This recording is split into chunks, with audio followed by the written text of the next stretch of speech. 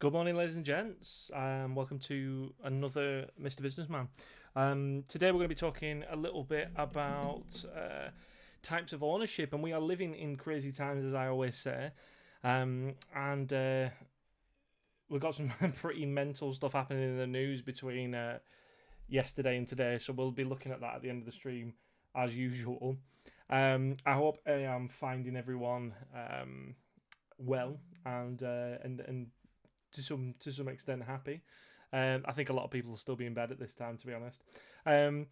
But yeah, just thanks to everyone for continuing to support the channel and continuing to get the work done. I know that they are, because the views go up every day and stuff like that. So remember as well, please get the word out about Mr. Businessman.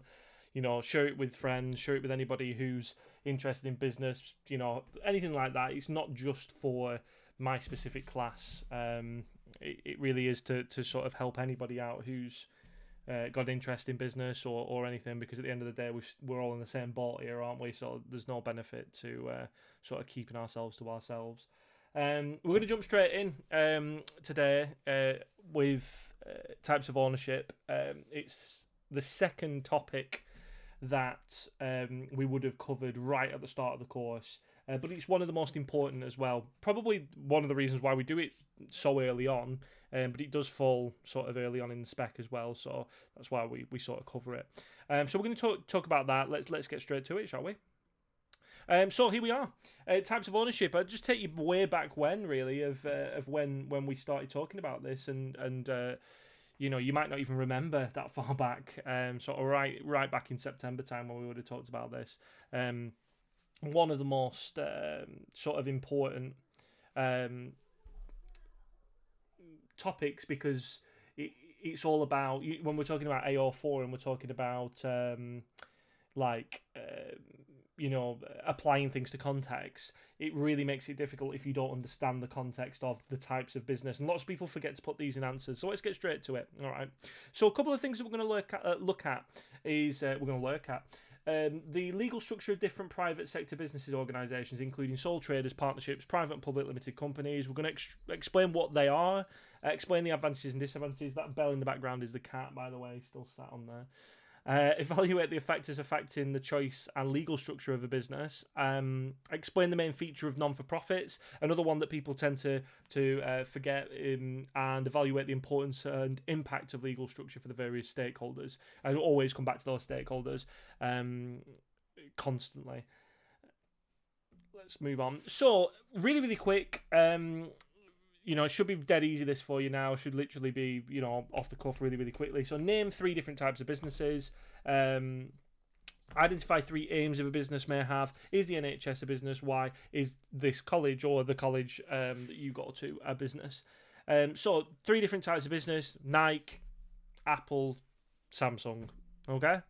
Identify 3 aims of a business. Now, think back to those aims and objectives we were talking about, because we talked about yesterday about the fact that private companies and public companies, in terms of publicly owned companies, would have different types of aims. And aims are the overall aims of the business. Remember, objectives are the way we get there. And aims are things like, cash flow, making sure you've got a healthy cash flow, sort of profit maximization. You've got stuff like survival, and we've also got those ethical side of things. Remember, we talked a little bit about that the other day as well, didn't we? The fact that, business is not always just about making a profit. There are, significant things that people can do to have a positive impact on things, and there's that triple bottom line aspect that we'll talk about later on. Just to bring you back to what we were talking about yesterday as well, I mentioned I think it was Liverpool Football Club. We mentioned him yesterday about the fact people were kicking off online, the fact that they were potentially going to take money off the government to continue operating, and the idea was that this company was doing really well, particularly with the position in the league when they finished, and since then, they've actually published a letter to the fans saying that they're not going to be taking any money off the government. Now, that's strange. I don't know whether I agree or disagree with that as a business decision. Ultimately, they shouldn't have to take any money off the government if they don't need to. But I think as a business person, ultimately, are you shooting yourself in the foot? Is it worth it to do this for the reputational aspects of it, or is it more sensible business to just take the money when you can? I don't know. It's a difficult one. So let's get straight into it. So public sector stuff. Let's talk about public sector first. So public sector, if you remember, is not the same as public limited companies. We're going to talk about them in a moment. It's owned and funded by the government, mainly non-for-profit.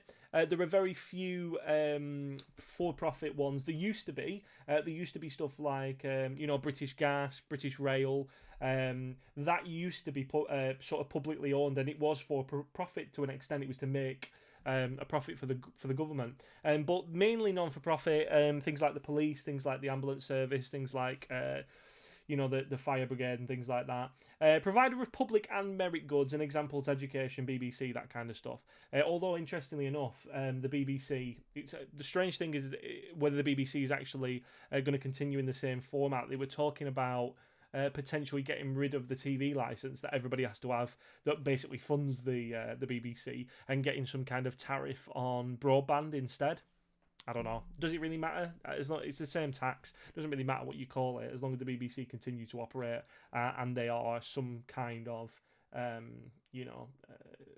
what's the word? Sort of, they're not biased. They try and be as unbiased as they can. I don't know if they are that anymore. And if they're not, then it sort of ceases to be. I don't want to be publicly funding a biased news organisation. But we still see BBC as the ones who are trying to be, sort of independent and quite reasonable. But they seem to be. That's why we use BBC News on this, because I don't want to use random CNN or something. They're dead biased. So what are public goods? Now, we've not talked about public and merit goods yet, but public goods. What are public goods? Well, public goods are things that are only provided by the public sector: defence, police, street lighting, that kind of stuff. And the idea is that we all benefit without necessarily paying for them. Okay, because you don't have to pay for them to sort of receive them. You as a person who's taking part in education in this country at this moment in time, aside from this, if we take this as an official, government-backed information that I'm giving you, that I'm funded by the government, because I am, I'm paid by the government, aren't I, to do my job, then you're not actually paying for it. And okay, parents or carers or family members might be paying tax and they might be doing that, but you yourself may not have had a part-time job, and you may, or even if you do have a part-time job, you might not have paid any tax. And the idea is that you still get access to this, not with the idea that one day you will pay into the system, and that I think that's the idea, but that's not what we do. We mainly focus on the fact of we treat everybody the same. We purposely give everyone access to education and things like that. And there's a couple of things as well. The two different aspects to it. First one is non-excludable, so it means it's impossible to exclude others from benefiting from you. So you're not allowed to just say. In fact, it's illegal not to allow children to go to school. Your parents are sort of convicted of keeping children. It's a form of child abuse, of not allowing them to access education and things like that. So that's how serious we take it in this country.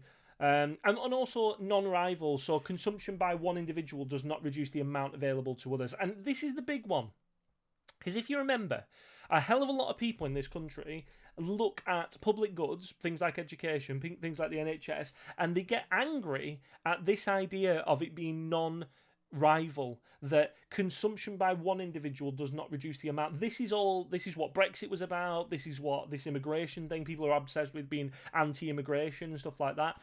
This is what it's about, because people seem to be thinking that well, it is, public goods, even though by the definition are non-rival, that there is only so much you can do, and they're taking our stuff, and that's what this sort of nationalism and that seems to be founded by, is this idea that public goods should be non-rival, and that if it stops that, if people, too many people are using them, especially people who aren't who aren't entitled to them.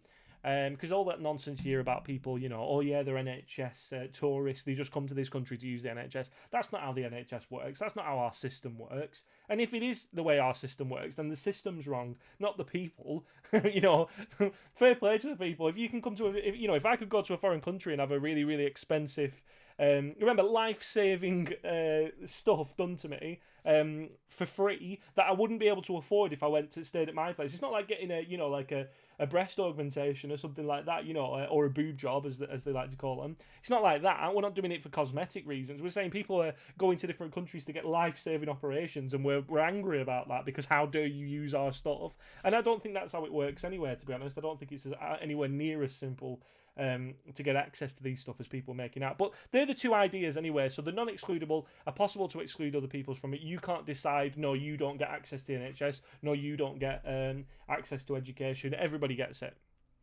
And by me having education, it doesn't take education away from you either. The problem with that, as I said, comes with the amount of people and stuff like that. But that's the idea. And then the second one is merit goods. That's the other things that public sector do. And they provide what we call a positive externality. So it's good for society, and externality, things which is external. So it's good for around us, things... and they're provided by both public and private sector. Things like education and health. Now, important thing to make about private education, what's the difference between public education and private education? Well, firstly, as I said yesterday, when we talk about public schools, we mean private schools, which is a strange way of doing it. But what's the difference between private education and public education? Well, there's a couple of things, all right? Number one is to get your head round is that there's probably going to be less people in the class. So you'll probably get a little bit more time one-on-one with the teacher. Okay. Number two is the thing to remember mostly about this is that it's the same teachers. It's not different teachers. Like, I'm a qualified teacher, yeah? Like, it doesn't matter if I was to teach at a publicly funded college or at a privately funded college. It's the same, innit? There's no difference. So it's not like you're getting any better for your money. So fair play to those people who can afford to give the kids private education. But I think they'd be quite disappointed if they find out that the standard probably isn't that much different. I don't know. Maybe it is. Maybe it is. As I said, from what I see, that's not what happens. But who am I to make a decision on that? So if we left it to the private sector, we would under-consume. Some consumers could not afford the goods. Others would not see the full benefit of using them. So with this one, we let private come in. We let the private industry come into this because we see that there is a benefit to allowing a bit of competition as well, in terms of saying, well, look, if you want to provide private healthcare, if you want to do that, and people are willing to pay for it, then that's fine. But we do already have the NHS. If you want to provide, private education, then you can do. But again, we already have that, don't we? Now, public sector, it sort of kind of works like this, okay? So we've got the public sector is separate from everything else that's owned by the government. Now, let's have a look at some of the other ones. So if you look at the private sector, so this is for if you want to start a business yourself, if you're looking to start one, make a decision about what kind of business that you should be doing, then you're going to be looking over the right-hand side, so right above me now. And it says, owned by private individuals and shareholders. Now, let's have a look at these two things. Now, I'll go through them bit by bit. First things first, we've got the first section is incorporated or unincorporated. Now, can you remember about incorporation, what it actually means? Well, incorporation is the separation of the legal identity of two different things. So, if you become incorporated, you separate yourself as a legal entity from your business. So, if you were to start as let's go on the left-hand side, okay? So, just that one. Let's start with the one. So the unincorporated, so that they are the same legal entity as the business. The business and the person are the same. So if I was running this as a sole trader and I was making money off it, then me and Mr. Businessman Corp is the same, all right? Or rather, yeah. So what we have is a thing called unlimited liability, which I'll go into more detail again in a moment, but essentially it just means that you're responsible for all the debts. We have a couple of options. We have sole traders, who are just individuals who own the whole business. The important thing to remember about sole traders is that they can have employees. It's about ownership. It's not about how many employees you have. You can have as many employees as you want, essentially, but it's about the liability and the risk that you're taking and the ownership that you have. You don't have shareholders or anything like that. You own 100%. And then we have partnership, which also has unlimited liability. They are responsible, but they divvy it up. It's like two sole traders being together. You can have more partners, but we'll get onto that in a second. Straight down the middle, we've got our non-for-profits, which we'll have a look at in a second. And then on the right-hand side, we've got incorporated businesses, which have limited liability, which means that they're only responsible for the amount that they've invested in the business. So if you invest 200 grand into a business and the business goes bust, then you'll only lose what you invested in the business. They won't come for your house or anything like that. And on the right-hand side, we've got private limited companies and public limited companies. Main thing to do with them is your shares and how the business is funded. So let's get straight on and have a look at them in depth. All right. So just a couple of key terms for you. Like I said, the legal process of which a business and its owners become a separate legal identity. So a company is physically created. This incorporation, a lot of people forget the word incorporation. It's definitely not something that stuck in my mind when I was a business student. I didn't get it. And it's the separation. So if I'm a sole trader, I own 100% of my business. When you become incorporated, you sell some shares, you become a part of the business, but you don't own all of it, and it changes the legal structure of the business, which again we'll talk about in a second. Unincorporated businesses, which are sole traders and partnerships, there's no legal difference between the owners and the business, me and Mr. Businessman, Coop, or whatever it is I call it. Everything is carried in the name of the owner and unlimited liability. They can come for your house, they can come for your car, whatever it is that you own, your asset, you are the business. So if we need to sue you, if we need to come after you, that's what we're coming after. And then the separate one is unincorporated businesses. As a separate legal identity from the owners, businesses can be sued individually. So if you go after, say, Nike, something happened and you, I don't know, you put some Nike trainers on and there was a nail in it and it skewered your foot and you were going to sue the company. You would be there is a person, a legal entity that's called Nike. It's a legal entity in its own right. It's not a person. It's a thing. So you can sue Nike, the company. You're not going to be suing the owner of Nike, because they would have limited liability. So you're not suing the individual, you're suing the actual physical company, which is a strange idea to get your head around, but that's what it is. Unincorporated ones, which is what the vast majority of people in the UK are, incorporated ones are your separate legal owners. They can be sued, they have limited liability. Okay, let's move on. So sole trader, first of all, owned by just one person, may employ any number of people to help. Really, really important that people always seem to think that if you're a sole trader and you own all your business, that you can't have any employees because it has sole in it, in terms of just one person. It doesn't work like that. Yeah, you can have as many employees as you want. You could have 1,000 employees, 1,000,000 employees, essentially. It wouldn't make any difference. Setting up as a sole trader is straightforward. Really, really easy. I'm not even sure you have to register with Companies House, to be honest, with that one. I'm not sure. Maybe you do. I'd have to have a look into it. But as I said, they change the legislation and stuff all the time. But essentially, you can start running your business right now. I'm pretty sure you don't, actually. If you want to become a sole trader today, all you got to do is start operating and and then fill in a self-employed tax return, and then you'll be able to do it. That's sole trader for now. There's no legal formalities needed. You don't have to fill in forms. You don't have to get in touch with anything else. The other ones are more difficult and a lot more hoops to jump through, and that's why a lot of businesses choose to do this. DJs would be a good one. Hairdressers, local shops, plumbers, electricians, that kind of stuff. As long as you're not doing major works, as long as you're not going through loads, then there is definitely a good viable tax reason for being a sole trader. So what are the advantages? No legal restrictions, minimum setup costs. You can start today if you want. All profits made are kept by the owner. Remember, you still got to pay tax, but you don't have to divvy it up. Independence, full control of all decision making. This is a big reason why people go into business by themselves anyways, because they want that decision making potential and they don't want to be told what to do.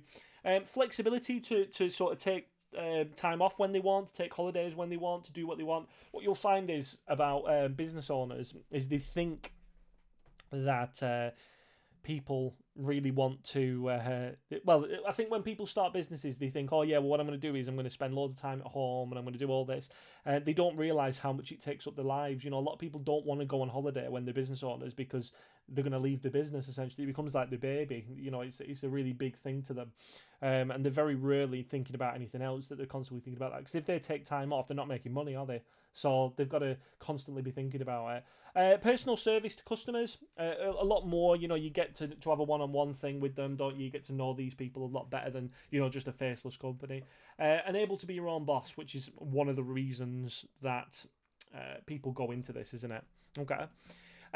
Big disadvantages though. Biggest one is unlimited liability. If something goes wrong, if someone was to die and you were to get sued, they come for your house, they come for your car, they come for your legs. No, they wouldn't, unless it's dealing with the mafia or something like that.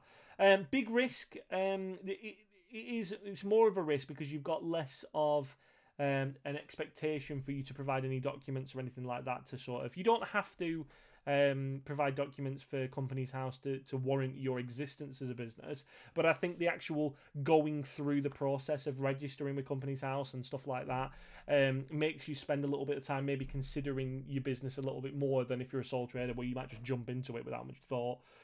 Continuity problems. Now, continuity problems again is something that people don't really talk about, but continuity is all about what happens when you die. So, are you the business? Does the business die with you? If I had Ryan's Chocolate Company, and I, was the main chocolatier, and I made all these chocolates, and then and I passed away, what happens to the business? I might have suppliers, I have all these stakeholders that are expecting me to be able to provide for them, and then I die. Well, there's no reason why someone else couldn't take up the business, but they might not be available. They might not be, they might have full-time jobs themselves. There's no reason why my wife might not want to do it. My son might not want to do it, or maybe unable to do it, or whatever. There's no sort of. Continuity is an important thing, especially for very small businesses that have a big impact on other big companies. So, for example, BAE Systems, the multinational defense sort of company, I know for a fact that they have a large amount of very small companies that have very, very specific niches that they satisfy for that company. And if someone was to die in that company, then they would have a real big problem of continuing to be able to supply on time, and then that would have a big impact on the ability for BAE Systems to provide for their customers, and ultimately could have impact on the government and all these different things as well. Limited capital. If you're starting by yourself, it doesn't necessarily mean you're going to have that much money, which is always a difficult one, isn't it? And it's difficult to borrow as well, because who are you? How are you going to convince me to allow you to get bank loans and that? If you're going to go to the bank and try and get them to give you money and you're just a sole trader with no experience, not to say that you would be. Remember, you could be a sole trader and have loads of experience, but let's say you were, for argument's sake, it's going to be much harder than if you're a private limited company, public limited company, things like that, because it sort of gives you a legitimacy that sole traders don't have. Lack of specialisation, you don't really have time to, because you can't work on everything at once. You as a leader, you're going to be spread thin if it's only you. And there's a hell of a lot of workload and pressure on you in terms of that, people not wanting to take holidays and the like. Consider when you're setting up as a sole trader, is it the more suitable? So it's usually the most suitable if the person wants to be their own boss. If the business is small, is there anything that you can specifically do yourself? Is it requirement that you get loads of people on board? If you're keen to take all the profit and you want to deal with it separately, and you're willing to take on that personal risk, then sole traders for you. There's no reason. It's not a terrible idea. People always are quite negative on sole traders, but they're not a bad idea. Next one's partnership. I mentioned these of like having two sole traders, but it's between 2 and 20 partners that can get together. But imagine that you get between 2 and 20 sole traders who all get together and make one business. Now, that's not already set up sole traders, but if you think about it as just individuals and they all get together and make things. And they have joint ownership and joint responsibility for running the business, and also a share of the profits. So instead of you taking the profits, you would divvy it up. So let's say that there was 5 people who are partners in this business. You might say, okay, we all get 20% of the cut of the business, and we're expected to do X, Y, and Z, and we're responsible for X, Y, and Z.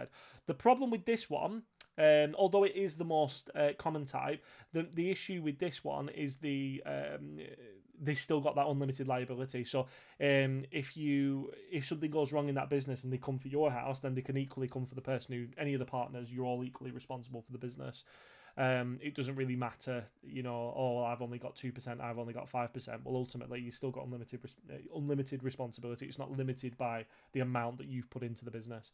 It's often found in professions such as accountants, doctors, solicitors, and vets. Why do you think that is? It's mainly to do with the specialisations of the people. The very, very specialised things: accountants, doctors, solicitors, vets, and you get maybe two vets getting together, being able to divvy up the workload between themselves. Remember, you can still employ people. You can still employ a secretary. You can still employ someone to work on the front desk. You can still employ someone to answer the phone. But it's all to do with the ownership. Keep telling yourself that. It's unusual for partners to specialise. One particular specialise in the finance. It's usual for them. So you usually get someone who's good at business, and you get someone who's good with finance. You might get someone who's creative and someone who's not that creative but is really good with numbers or computers or whatever it is that they're doing. You might have two vets. One who's specifically good with cats and one who's specifically good with dogs. You might get accountants, one who's a forensic accountant and one who's better with, just run-of-the-mill, sort of income statements and, normal every sort of everyday financial documents and that. So they bring their own specialisations to the business, bring their own stuff to the party. Now, people always ask me, and what happens if the person dies, or what happens if this? What happens, it's all written up in what we call a deed of partnership. It's a legal document which states the partner's rights in events of a dispute or a death or anything like that. So it covers issues such as how much capital each partner will contribute, how the profits or losses will be shared, interesting one, and the procedure for ending the partnership as well. So we have a thing called a deed of partnership. It's like a marriage certificate, but in a marriage certificate, that the marriage is, you get half of everything. I was talking to a friend of mine the other day actually about marriage, and he said, I don't think I'm ready for a marriage yet because the job that he was doing had a really good pension. And I said, well, that's a bit of a depressing thing, because you're kind of saying that you're already going to break up with this person. And he said, no, it's not that. It's just that at this moment in time, that they get half of my pension. And I said, no, you misunderstand. When you become married, it's like becoming incorporated with that other person. That's very much like what it is, because it's two people becoming one legal entity. So you go into incorporation with another person. We call that marriage. So you take on the liability of that person, and they take on your liabilities. And ultimately, if you were to die, or if you were to break up and you wanted to dissolve the partnership, then the deal will be that they get half of everything that you get anyway. So I said, you don't bother waiting. I mean, I wouldn't suggest he gets married at the minute anyway, because I don't think he's in the right frame of mind if he's thinking about divorce before he's even married. But it's an interesting one, because he didn't get that, and I thought, yeah, that's fair play. People don't understand, do they? So advantages of partnerships and disadvantages of partnerships. Big one for this one really is the amount of time and effort that you're putting in to the business, amount of time that you can reasonably specialise, so a big one is advantages is the amount of money that you're putting in, so the capital, the specialisation, the contacts. It does make you a bit more legitimate, shall we say, not in the sense that it actually legitimizes anything, but in the sense that businesses and customers and things like that might see you as a little bit more trustworthy as well. The bigger you get, the more trustworthy probably you're going to be seen. It's not as trustworthy as when you see LTD, which is strange, because it's actually you should trust LTDs less, if anything. But it seems to be a bit more legitimate, and banks would probably see you as a bit more trustworthy, although as I said, it's nothing to do with that. Disadvantage of partnerships is the control. You're going to get into disputes with people. There's always going to be disputes with people. You've got the fact you've got to share your profits around, so you might be making less profits, but the main thing is control, I'd say, with partnerships and things like that. I mean, you are sharing the workload, which is good, but you also have to share the profits. So, if that's not what you're looking for, then don't go down that road. A little bit of exam practice now. Let's just stop a second and have a little look at this, okay? So it says, John is an experienced graphic designer who has worked for a large reputable company for the last 10 years. He wants to set up his own business so that he can use more of his own ideas and make his own decisions. He owns his own house with an 80% mortgage. He has 2 children. Simon, a colleague, has recently inherited a large sum of money. They have discussed setting up a business together. They have worked on a project together before and seem to get on well. Okay, so is it worth them going into business together? So he says consider, okay, so consider whether or not John should set up as a sole trader or enter into a business partnership with Simon. Now, let's just have a look at the AOs. Now, I've written them down at the bottom here, but let's just see if it clocks it. So AO1, is there any terms in this? Well, it mentions sole trader, so there is a term in here. So so there is some AO1, isn't there? Number 2, application to the scenario. Consider whether or not John should set up. So we're talking about John and Simon here. So there's definitely some AO2 in there, actually applying it to that situation and looking at, the specifics of that. AO3, an analysis through developed points showing pros and cons. Consider whether or not they should go as a sole trader. Well, that's definitely got some pros and cons, hasn't it? It's got some explanation of the points. And AO4 here, a justified recommendation, weighing out whether we should go with it or not. So it says, what information in the case suggests he would benefit from setting up as a sole trader? Link the technical terminology given in the advantages and disadvantages. And what information in the case suggests he may benefit from setting up as a partnership? Because there are alternatives here, aren't there? So consider whether or not he should set up. So we're going to be saying whether or not, if we're saying he shouldn't set up as a sole trader, then you need to be telling me why, but you also need to be justifying what the alternative is. So if you're telling me that you should set up with a partnership, why should he set up as a partnership? What are the benefits to the specific case? Well, I would say personally, if I was to do this exam question, then I would be looking at the fact that John is in a really, really he's a family man. He's got dependents. So he has a house, but he has an 80% mortgage. That's a lot of mortgage, isn't it? It's not like he owns a lot of his house at this moment in time. He owns and he has 2 children, so he has dependents essentially. He can't really afford to lose this. So if he makes a mistake and this whole thing cocks up, then they could come for his house. That means his children are going to be out of a place to live.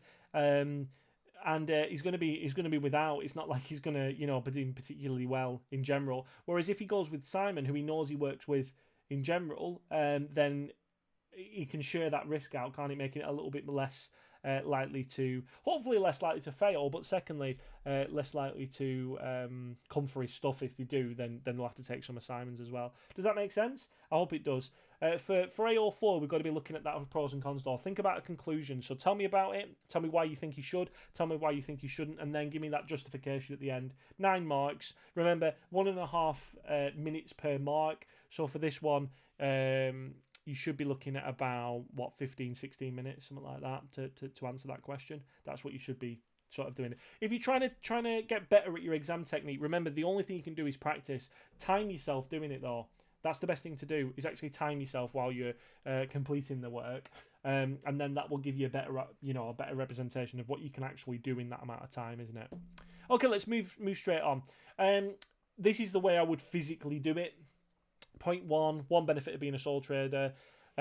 Apply it. This means that John could be more of his own ideas and make his own decisions. Analyze it. However, the potential drawback is whether or not he has the right skills to make the decisions.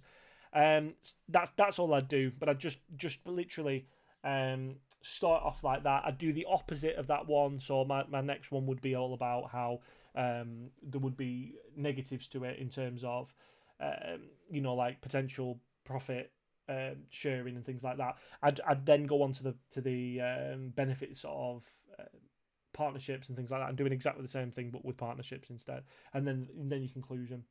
Remember, your conclusion as well is not just a repetition of what you've just said. It's supposed to be a summation. On this one, you're not supposed to be coming down on one side. You're supposed to give me both arguments and then wrap it up nicely at the end for me in that conclusion. Okay, limited companies. Now, let's talk a little bit about limited companies. Now, limited companies are the other big ones. So we've got our sole traders and our partnerships, but limited companies are also our other big ones.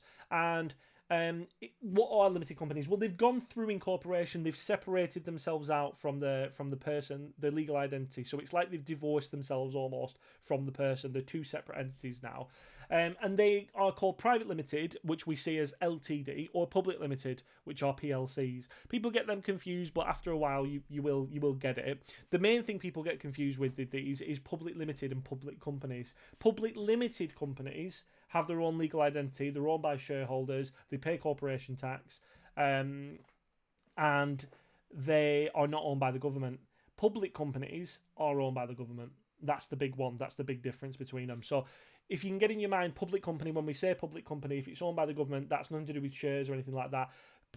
public limited companies, if it's got the word limited, it has to have limited liability. It's nothing to do with the government then.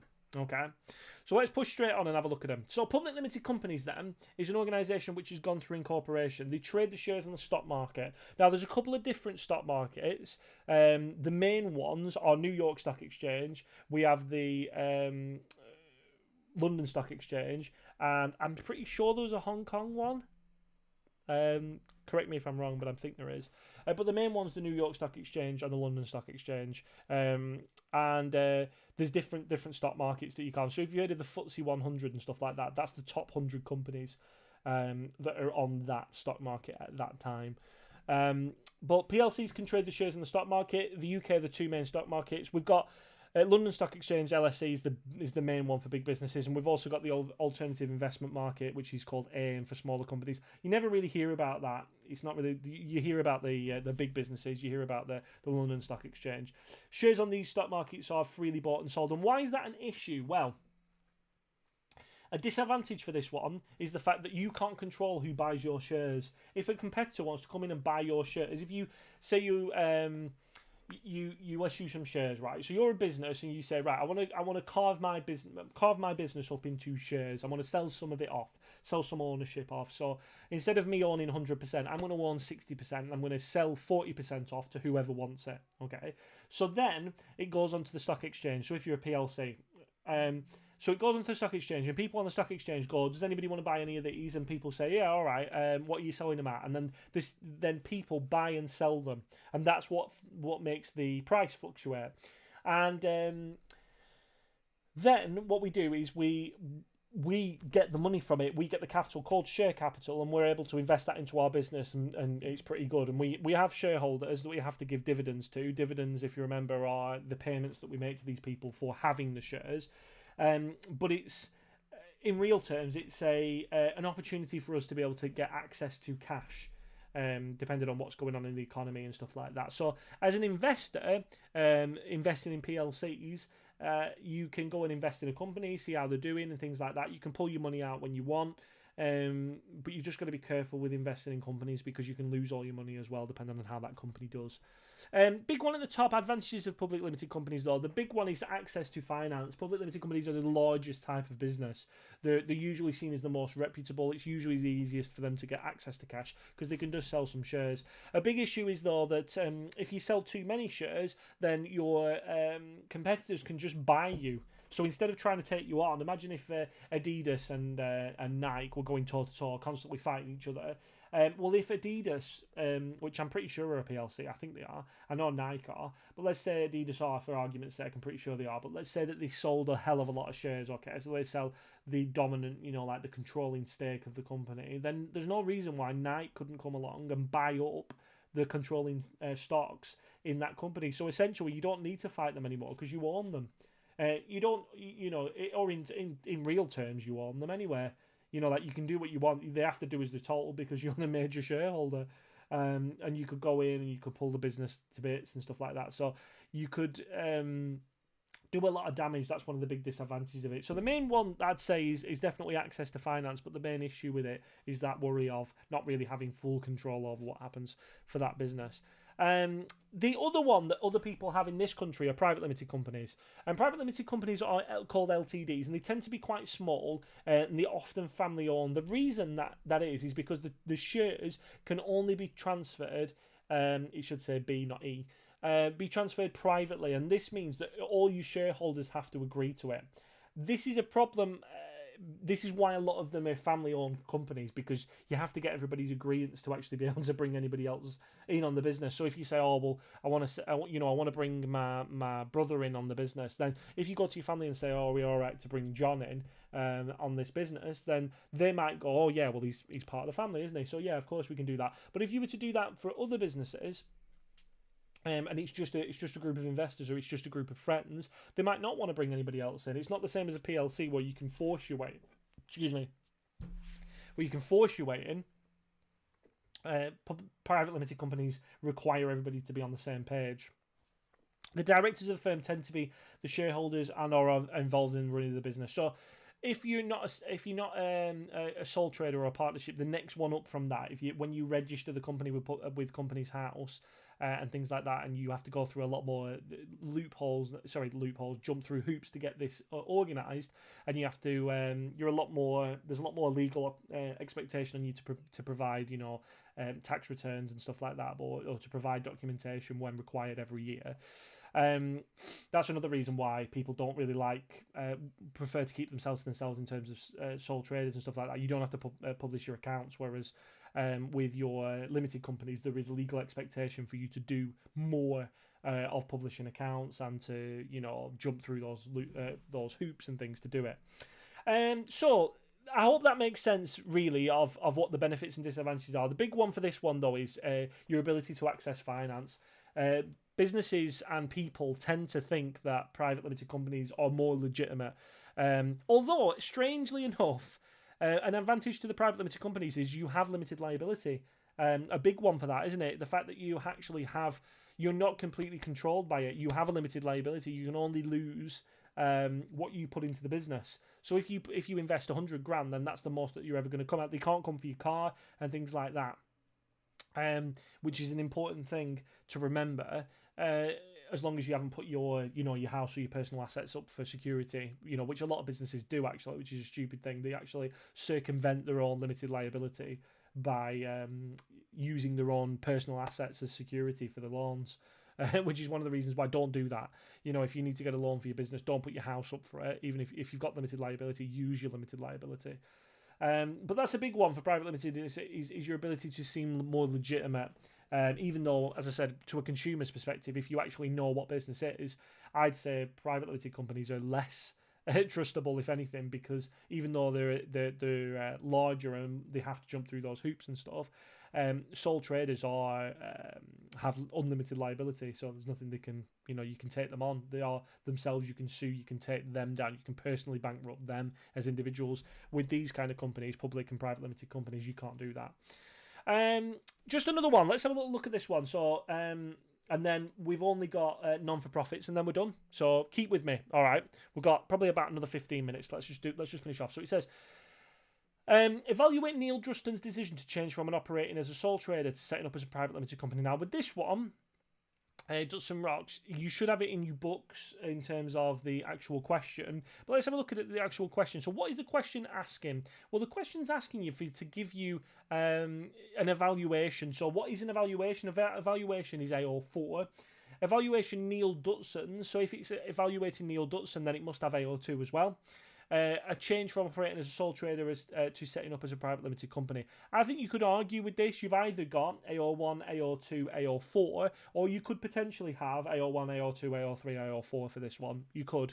You just have to get used to that, really, and just do it. You're never going to get berated for doing too much in terms of this. You've just got to train yourself to be able to not spend too much time focusing on skills that aren't going to be rewarded in this one.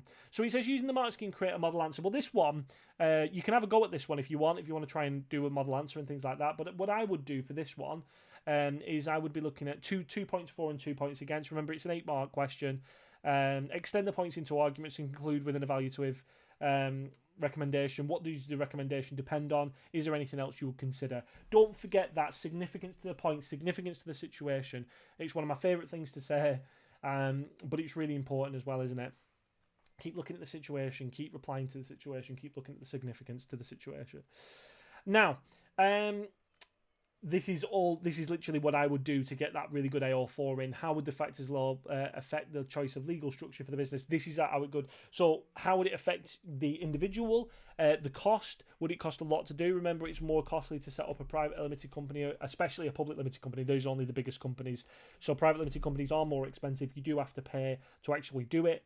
Whereas with a sole trader, you don't. You can just set up any day. You can be self-employed. Capital available, owner's objectives. What do you actually physically want to do? Are you doing this for a reason? A lot of businesses start up to actually make a profit and just to keep control. And what kind of market is it as well? Is it a really niche market? Remember, niche is the unusual market, it's the smaller markets, or is it a mass market? If it's mass market, then maybe there would be more of a reasonable thing to put it to a private limited sort of public limited kind of argument. Whereas if it's a very niche market, you might want to keep control of the business completely and just be quite a small sole trader business. I don't know. It's up to you. You can have very large sole traders. You can have very small private limiteds. So a couple of things on there. You can have a look on those. If you just Google these, WJEC. This is the Welsh boards. You might not be doing the Welsh boards. You might be doing AQA. You might be doing OCR, those kind of things. But you might be, if you want to do the Welsh board like we do, these are the online things. I'll try and put them in the description if I can. Only last things I want to talk about before we finish is your not-for-profits. Not-for-profit businesses operate in the private sector. Remember, they're not owned by the government. The aim is not to make a profit. Now, what people don't understand with this is that they don't aim to not make a profit. They don't specifically. Their aim is to not make a profit, but they don't aim not to make a profit, because any business that doesn't make a profit is a failing business. All businesses have to make a profit. What about one is the main aim isn't to make a profit. So they've got bigger aims than making a profit, and all the profits have to be reinvested into the business for a non-for-profit. It's usually for something. So not-for-profits are things like social enterprises, charities, worker cooperatives, societies, that kind of stuff. It's usually for some kind of social good. So at the moment in time, we've got a hell of a lot of people trying to make personal protective equipment for the NHS because they're dealing with coronavirus, and there could be a number of charities working on it, social enterprises, and the money that you donate to those, that is their revenue stream. And if that revenue stream is more than the cost, then that would be a profit. The reason we call them non-for-profit is because their main aim isn't to make a profit, or the profit that they do make is reinvested into the business. So it's kind of like a better way of saying it would be that the main aim isn't to make a personal profit or the business to make a profit, that they make a profit to be able to use for something else, to be able to use that money to be able to right a social wrong, or to be able to donate to someone, or to help people out, or whatever it is that they're trying to do. So any surplus are given to their employees, the customers, or an external cause. The business spec requires you to explain the main features of a number of different types. So we've got 4. Let's have a little look at these.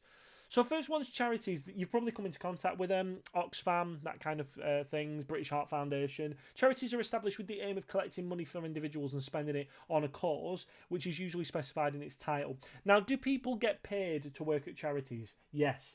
Do people get paid well to work at charities? Yes, they do. The vast majority of people, if you look at the people who are in charge of like Cancer Research UK and stuff like that, the people who are at the top of the organisation are very wealthy. Why are they very wealthy? Well, if you want the best people to run these organisations and for them to be successful, you've got to pay them well. And they're not being selfish. They're not like taking it's not taking money off other people. You've still got to be able to pay people to be able to run businesses effectively. So don't underestimate that. If you don't think that you can't make money and have a good career working in charities, because you can. As I said, the people who are at the top of charities earn decent money. The reason that they do that is because they are, they have the ability to make good business decisions and take that business forward. Ultimately, whether that is to make their own profit or to actually help a cause, that's up for argument, isn't it? That's up for them to have a think of themselves. So they exist to raise money for good causes and draw attention to the needs of disadvantaged groups and societies, whatever it is. They aim to minimise costs, market themselves. Most staff are volunteers, but some are paid roles. And as I said, the higher up and the bigger the charity is, someone like Oxfam, someone like British Heart Foundation, someone like St. Catherine's Hospice and places like that, they do pay people. Of course they do. They have to. They have qualified people who work for them, and everyone can't work for free. But you have some small charity shops or people who might do fundraising for them.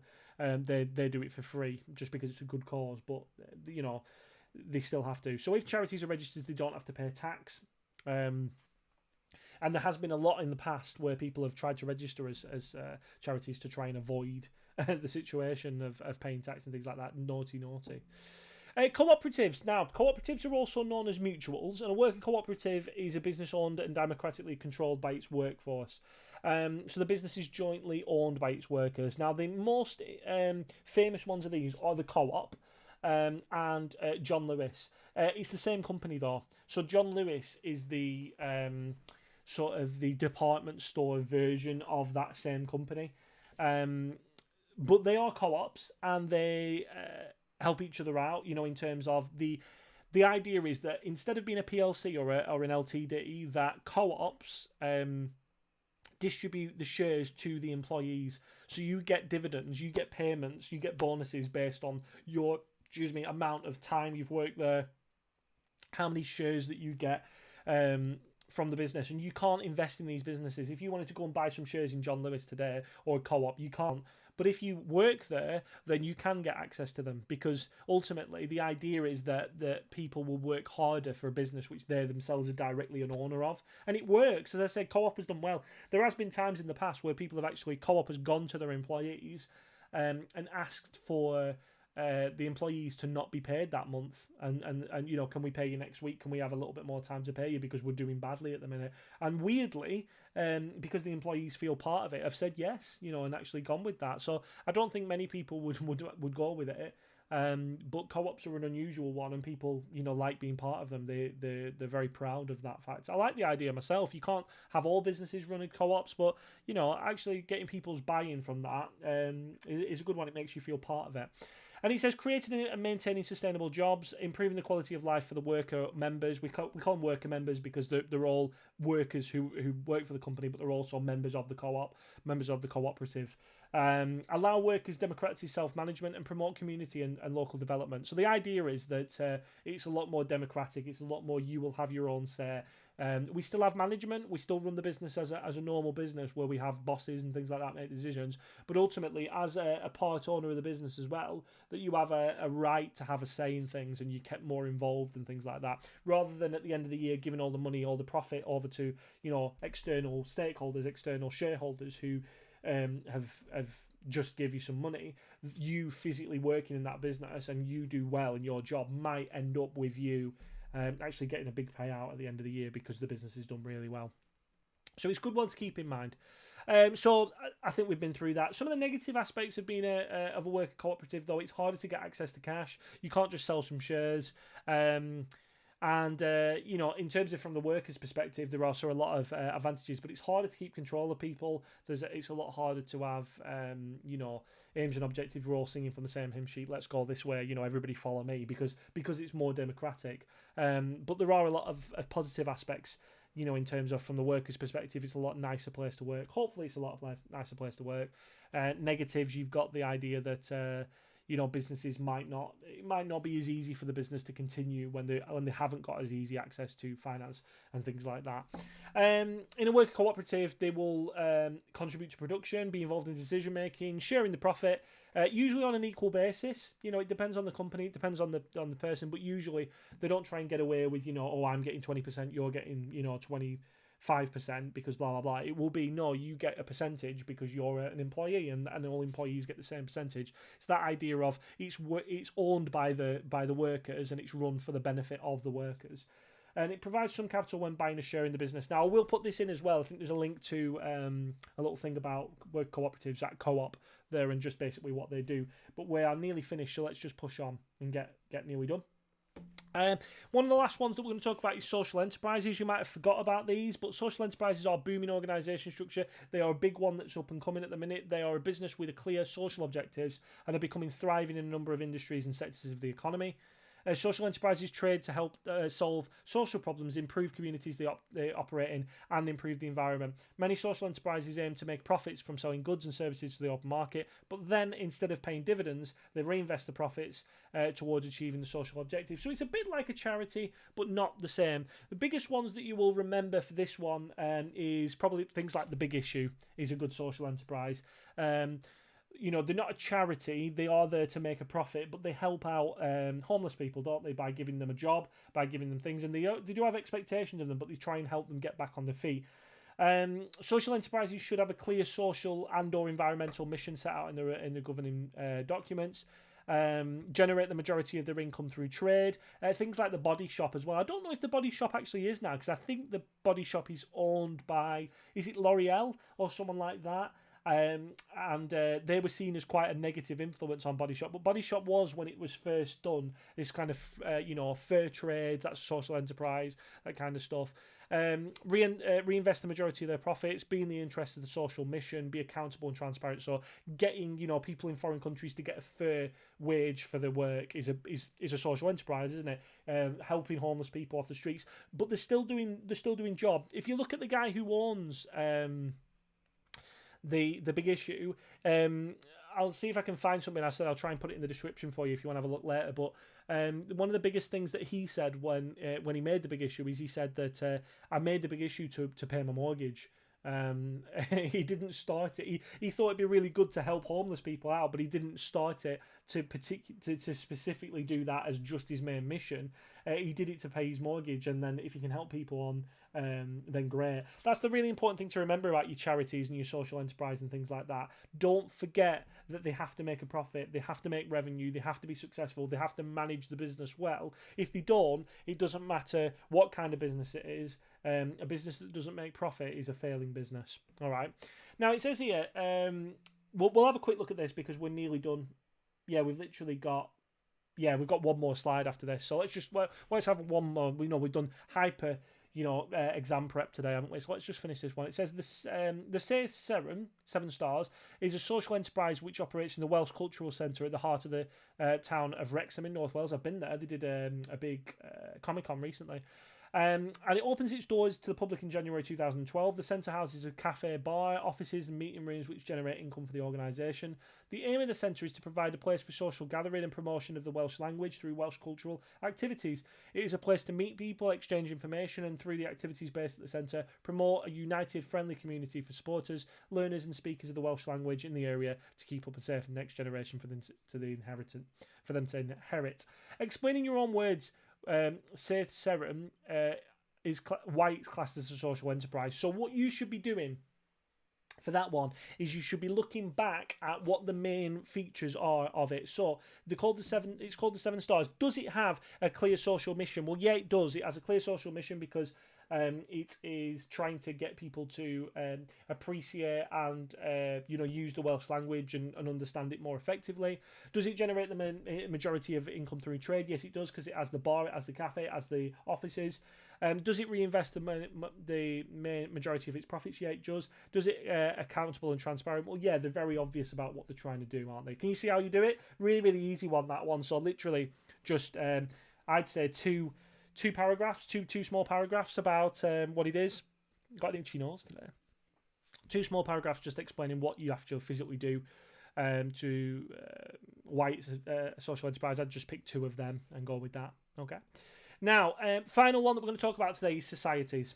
Now, the only time you might hear about these are usually at things like colleges, universities, things like that. There are other societies, but they're the big ones that you hear about, when you hear about, do you want to join a society and things like that. It's usually like a club. These are organisations that are owned by its members or its customers rather than a shareholder. Profits go straight back into the members, or customers, and help them give better rates on finance or mortgages. So for these ones, if we were talking about mutual, like societies in the sense of the universities and stuff like that, they're just clubs. So you might have a hockey society, and the hockey society will pay everybody who's in the hockey society will pay to be in the society, and they will organise hockey games, and they might watch hockey, play hockey, that kind of stuff, and they all help each other out. It's like a big club. If we think about a mutual organisation. Even though co-ops are known as mutuals as well, so keep that in mind. It's a bit confusing, but if you were to think about something like a credit union or something like that, would be a good one like this. So he says, friendly societies first existed to benefit the working class, as offered as a wide range of financial services such as insurance plans and other services like free legal aid and sheltered housing, all paid for through trading surpluses. The government give these societies special treatment, which reduces the amount of tax they have to pay. Building societies used to specialise in mortgages and savings, but now operate to compete with banks. Nationwide is a good example. So Nationwide is a building society. It's not owned by shareholders, it's owned by the customers. And another one that you can have when these are like credit unions. Credit unions are very similar.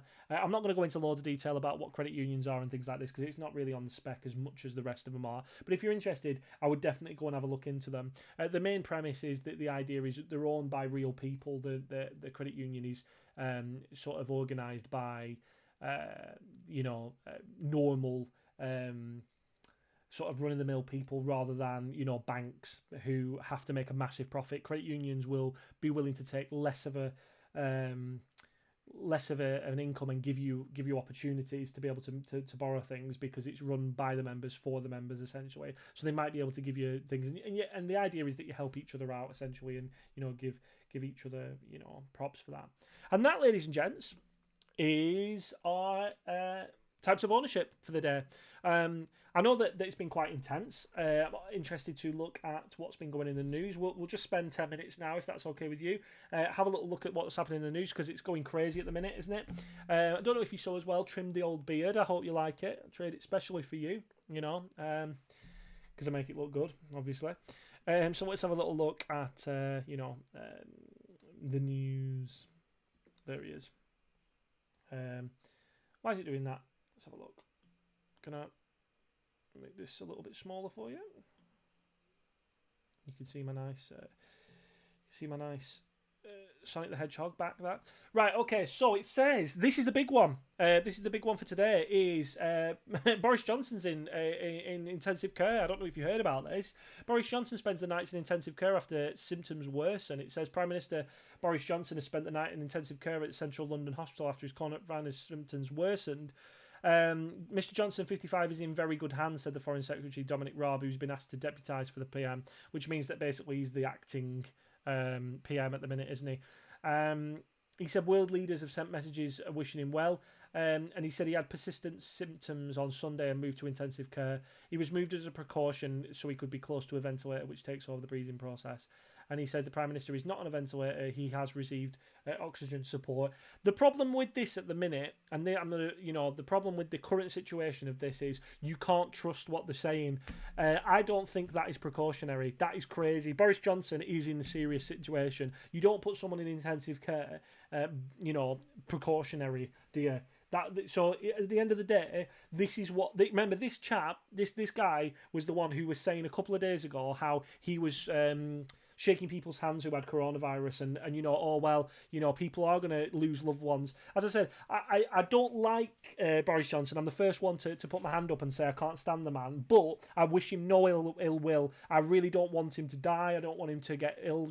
At the end of the day, he's still a person. He's a British person and we should be looking after each other at the minute. But I can't think that, I can't ignore the irony of this situation of look at the guy.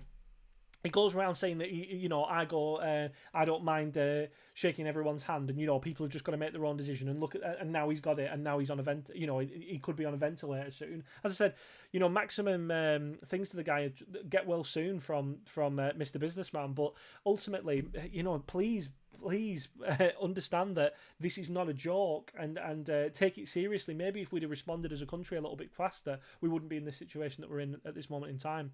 But anyway, 2020 hindsight's a big thing, isn't it? It's not for me to say in terms of this. And anyway, let's have a look at some of the other ones. What's going on other than coronavirus, obviously.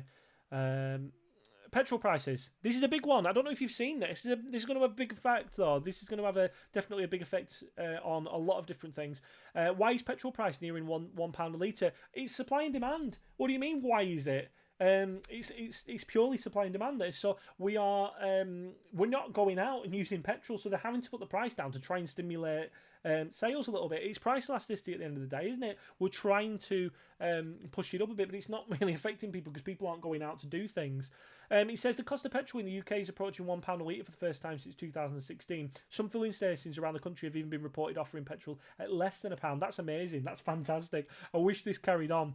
And it says, so why is the key factor affecting petrol is the wholesale oil market? Oil prices slumped in March after a price war broke out between Saudi Arabia and Russia. That's not the main thing. It may have been that, but that's not why this is happening. The main reason why this is happening is because of a massive, massive drop in demand for crude oil at this moment in time. It kicked off when Saudi Arabia failed to convince Russia to back production costs that had been agreed by the other members of the OPEC oil production group. But this shows the knock-on effects of having, suppliers affecting and sort of, the effects it can have on the economy in general. Because remember, if this happens, if oil prices change, then that means production prices change. If production prices change, then that means overall prices change or profit margins change. Remember as well that it might be more viable for companies to be able to operate at the minute because of these being low, but when they go back up again, then it's going to be a problem. So it says, why isn't petrol fallen as dramatically as oil? Well, it has, hasn't it? It is quite significant, but he says, while the price of petrol is linked to the wholesale price of oil, it is competitively driven. That means the cost motorists to charge is not directly linked to crude. Instead, suppliers control the prices they set petrol at. They tend not to reduce prices quickly or raise them rapidly when oil goes up. But he says that the price cuts in March were dramatic. UK petrol prices fell by the largest margin in 12 years. More than 9p came off the average price of unleaded, and diesel was nearly down by 8p. So it's a big one, isn't it? It's good though. As I said, fantastic stuff for the likes of you and me. If we could actually have any reason to go out and actually get it. So yeah, it's a crazy one, isn't it? So let's do one more. We usually do 3. Let's go to the business section and let's have a little look. That was the main one, wasn't it? Let's think. So property sales down 70%. It's not down. I was asked for £430 a month for my shut nursery. Many nurseries are closed, but some are still asking parents to continue to pay a monthly fee. This is an interesting one. I'm going to talk about another one. We're going to do the last one as Waitrose. We're going to talk about Waitrose here, but let's just have a look at this one first, and we'll talk about Waitrose.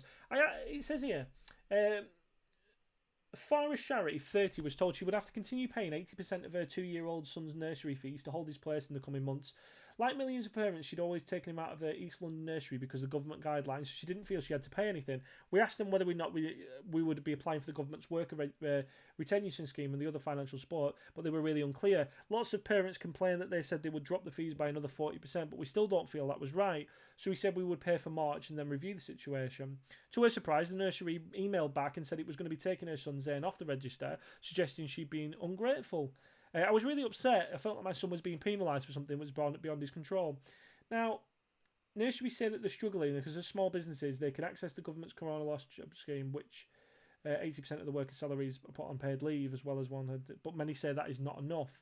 While some parents say that they are happy to pay, others, particularly those who have lost jobs or facing financial uncertainty, say the cost is far too much to bear. Yeah, I'd say get stuffed, to be honest, if that was happening. This is the problem, right? This is the problem with business, because people don't understand the situation, but businesses have to take... You're taking the risk. This is the problem of being a private limited company, or rather, think about it from the perspective of these sole traders, because a lot of these little nurseries will be sole traders. Sorry, you took the risk. That's what being an entrepreneur is. You took the risk. You have to take, you take the profit when the time's good. It's not like you're saying, oh, well, don't worry about it. We're going to put your prices down because we're all doing really well. No, you take the profit when it's good. And now you're trying to, do over consumers by not doing it. We're losing money. He said. Quite simply put, if the parents don't contribute something towards the nursery fees, we would have to close. I'm currently open for 7 key worker children. Yeah, it's rubbish. That's the situation, though. This is what business is about. It's not easy to be a business person, and it's not easy to run businesses. But I think expecting customers to pay for a service which they don't have because you have an inability to manage your cash flow effectively isn't viable or doable. I think you're going to just ruin your reputation. Now, if I take my business analyst side of me off for a second, and we have a look at it from a business perspective, and just say, right, do you think it's reasonable to expect people to be paying for services that they don't actually receive? It depends, doesn't it? The government are trying to step in and do these things, but I would say that I would be very, very unlikely to pay for a service that I wasn't getting. And I would deal with the consequences afterwards. Oh, well, we might close. Well, we'll have to deal with that, won't we? But I'm not paying for a service that I'm not getting, unless they were able to do something for me. We're having to open for key workers. Well, that's a shame.